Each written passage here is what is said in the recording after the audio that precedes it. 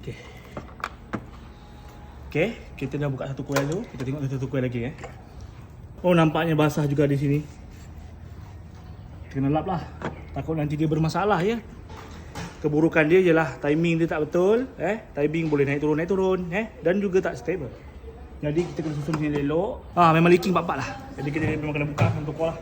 Dekat sini ada wiring. Okey. Nampak tak ada skru 10 ni, kita buka lah. Ini soket dia cantik lagi lah. Biasa dah kalau Pro 2 ni sekejap dah hancur dah dia. Oh, sekejap boleh selak. Jadinya kita buka lah soket ni. Soket injector.